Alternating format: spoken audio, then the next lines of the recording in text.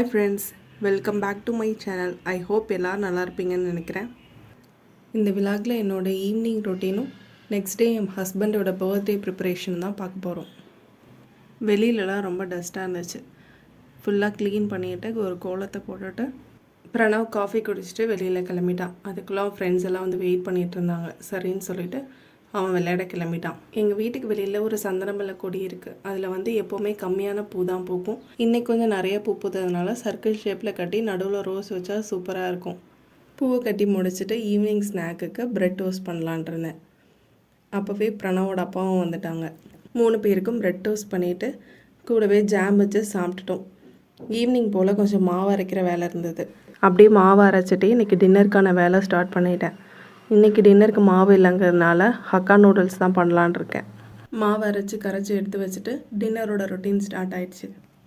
நூடுல்ஸ்க்கு first ஒரு பாத்திரத்தில் நல்லா தண்ணி கொதித்ததும் அதில் கொஞ்சமாக சால்ட்டு போட்டுட்டு ஆயிலும் போட்டு நல்லா கொதித்ததுக்கப்புறம் நூடுல்ஸ் அதில் ஆட் பண்ணி நல்லா பாயில் பண்ண விடுங்க. இது பாயில் பண்ணிகிட்டு இருக்கிற டைமில் இதுக்கு தேவையான வெஜிடபிள்ஸ்லாம் கட் பண்ணி எடுத்து வச்சுக்க வேண்டியதான். கொஞ்சமாக பூண்டு, பச்சை மிளகாய், அதுக்கப்புறம் குடமிளகாய், கேரட், கேபேஜ் இதெல்லாமே போட்டால் போதும்.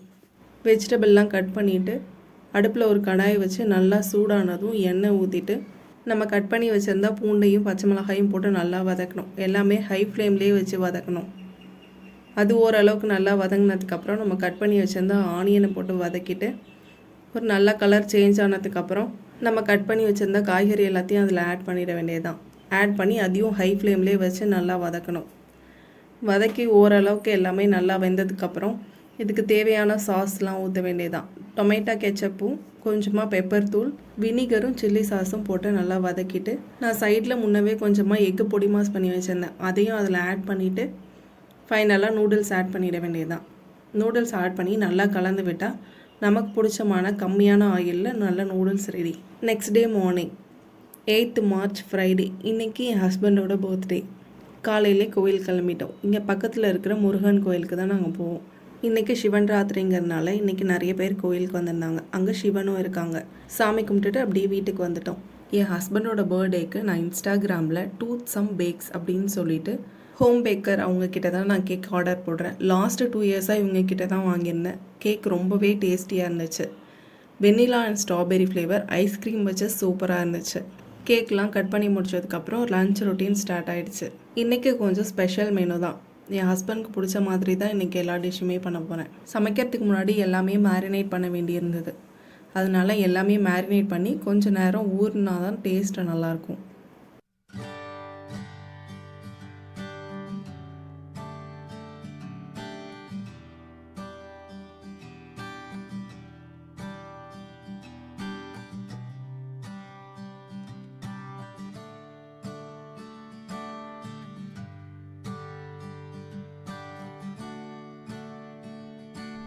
மேரினேட் பண்ணிவிட்டு அப்படியே சமைக்க ஆரம்பித்தாச்சு. சிக்கன் கிரேவிக்கான ப்ரிப்ரேஷன் தான் போயிட்டு இருந்தது. சிக்கன் கிரேவி தான் பண்ண போகிறேன். இது கம்மியான குவான்டிட்டி தான் பண்ணுறதுங்கிறதுனால எதுவும் அரைச்சிலாம் ஊற்ற தேவையில்லை. வெங்காயம் வந்து நல்லா போட்டு வதங்கினதுக்கப்புறம் கொஞ்சமாக இஞ்சி பூண்டை போட்டு அதையும் பச்சை ஸ்மெல் போகிற அளவுக்கு வதக்கிட்டு தக்காளி போட்டு நல்லா வதக்க வேண்டியதான். வதக்கிட்டு நம்ம கட் பண்ணி வச்சுருந்த சிக்கன் அதில் ஆட் பண்ணிவிட்டு நல்லா வதங்கினதும் அதுக்கு தேவையான மசாலாலாம் போட வேண்டியதான். கொஞ்சமாக மல்லித்தூள், குழம்பு மிளகாத்தூள், அதுக்கப்புறம் உப்பு, கரம் மசாலாவும் மஞ்சத்தூளும் போட்டு நல்லா கலந்து விட்டுட்டு சிக்கனில் போட்டு நல்லா இந்த மசாலாவோட பிரட்டி எடுத்துடணும். சிக்கனும் மசாலாவும் நல்லா கலந்ததுக்கப்புறம் இதுக்கு தேவையான அளவுக்கு தண்ணி ஊற்றி நல்லா வேக விட வேண்டியதான். இதுவே குழம்பு நல்லா திக்காக வேணும்னா இது கூட கொஞ்சமாக வெங்காயம் தக்காளி நல்லா வதக்கி எடுத்துகிட்டு அது கூடவே கேஷ்யூ ஆட் பண்ணி மிக்சியில் போட்டு நல்லா அரைச்சிட்டு வெங்காயம் தக்காளி வதங்குற ஸ்டேஜில் இதையும் போட்டு நல்லா வதக்கிட்டிங்கன்னா குழம்பு வந்து ரொம்ப திக்காகவும் இருக்கும், ரொம்ப டேஸ்ட்டாகவும் இருக்கும். அப்புறம் குக்கரை மூடிட்டு மீடியம் ஃப்ளேமில் 4 விசில் விட்டு இறக்குனிங்கன்னா சிக்கன் கிரேவி ரெடி. விசில் அடங்கினதும் குக்கரை ஓப்பன் பண்ணால் என்னோடய கிரேவி இப்படி தான் இருந்துச்சு. சிக்கன் நல்லாவே வெந்திருந்தது. இன்றைக்கி மெயின் டிஷ் பிரியாணி தான். அடுத்து பிரியாணி தான் பண்ண போகிறேன். பிரியாணி பண்ணுறதுக்கு பிரியாணி பாத்திரத்தில் கொஞ்சம் எண்ணெய் விட்டு நல்லா சூடானதும் இதுக்கு தேவையான ஸ்பைசஸ் எல்லாத்தையும் போட வேண்டியதுதான். பட்டை, கிராம்பு, ஏலக்காய், இலை எல்லாமே போட்டுட்டு நல்லா பொரிஞ்சதுக்கப்புறம் அது கூட ஒரு பச்சை மிளகாய் போட்டு நல்லா வதக்கிக்கணும். பச்சை மிளகாய் நல்லா வதங்கினதுக்கப்புறம் அது கூடவே நம்ம நறுக்கி வச்சுருந்த வெங்காயத்தையும் கொட்டி நல்லா வதக்குங்க. வதக்கி அது நல்லா கோல்டன் ப்ரௌன் கலர் வர வரைக்கும் நல்லா வதக்கணும். வெங்காயம் வதங்கினதும் அதில் கொஞ்சமாக இஞ்சி பூண்டு பேஸ்ட்டு போட்டு நல்லா வதக்கிட்டு, ஆல்ரெடி நம்ம மேரினேட் பண்ணதுலேயும் இஞ்சி பூண்டெல்லாம் போட்டிருப்போம். அதனால் கம்மியாகவே இஞ்சி பூண்டு போட்டு நல்லா வதக்குங்க. வதக்கினதுக்கப்புறம் புதினாவை போட்டு நல்லா வதக்குனா இந்த ஸ்டேஜ்லேயே அது நல்ல வாசமாக இருக்கும். இந்த ஸ்டேஜில் நம்ம நறுக்கி வச்சுருந்த தக்காளியை போட்டு நல்லா வதக்கணும். தக்காளி நல்லா வதங்கி அதுலேருந்து ஜூஸ் எல்லாம் தனியாக வந்ததுக்கப்புறம் அது கூட தேவையான மசாலாலாம் ஆட் பண்ண வேண்டியதான். இதுக்கு நான் தனி மிளகாத்தூள், மஞ்சத்தூள், கொஞ்சமாக உப்பு, அதுக்கப்புறம் பிரியாணி மசாலா, கொஞ்சமாக கரம் மசாலா இது மட்டும்தான் ஆட் பண்ணியிருக்கேன். இதெல்லாம் நல்லா வதங்கினதும் இது கூடவே தயிரையும் போட்டு நல்லா வதக்கி எடுத்துக்கணும்.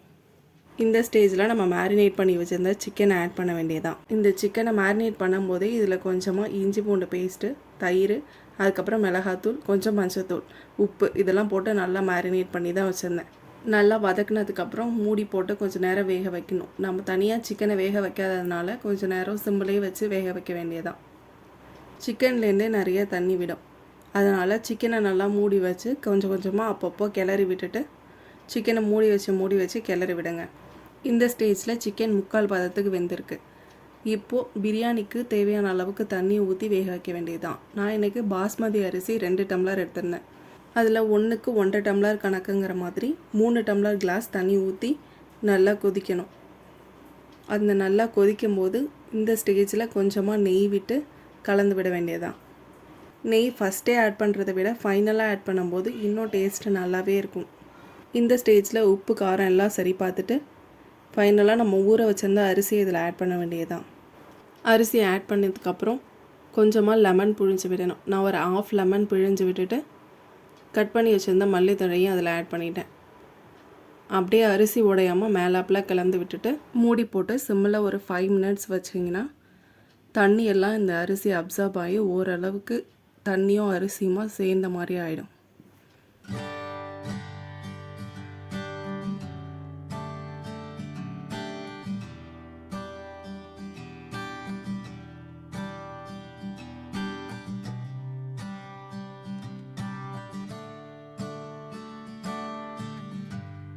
இந்த ஸ்டேஜில் தண்ணி அரிசி நல்லா கலந்ததும் அடியில் ஒரு தோசைக்கல் வச்சு தம் போட வேண்டியதான்.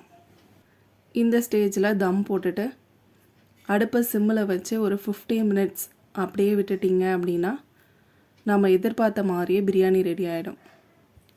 நல்லா உதிரியாக நல்லாவே டேஸ்ட்டாகவே இருக்கும். சிக்கனுமே நல்லாவே வெந்திருந்தது. அவ்வளோதான், இந்த பிரியாணி ரெடி ஆகிடுச்சு. அப்புறம் சைட் டிஷ்க்கு சிக்கன் 65 தான் சைடில் ரெடி பண்ணிகிட்டே இருந்தேன்.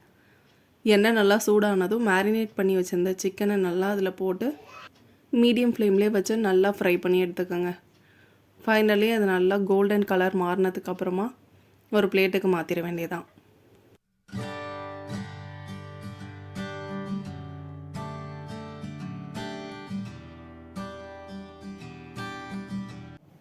அடுத்து ஃபிஷ் ஃப்ரை தான். மேரினேட் பண்ணி வச்சுருந்ததும் ஃபிஷ்ஷு நல்லாவே ஊறியிருந்தது.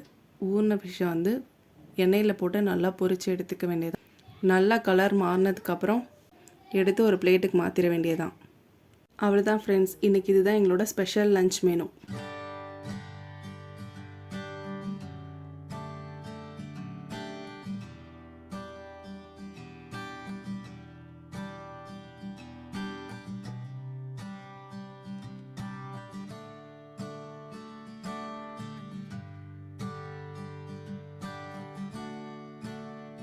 அப்படியே லஞ்சு முடிச்சுட்டு ஒரு குட்டி தூக்கம் போட்டுட்டு ஈவினிங் போல் அப்படியே நாங்கள் பீச்சுக்கு கிளம்பிட்டோம்.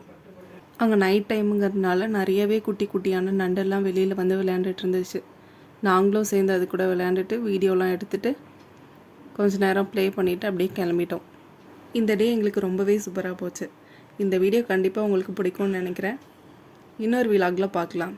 Bye friends, thank you.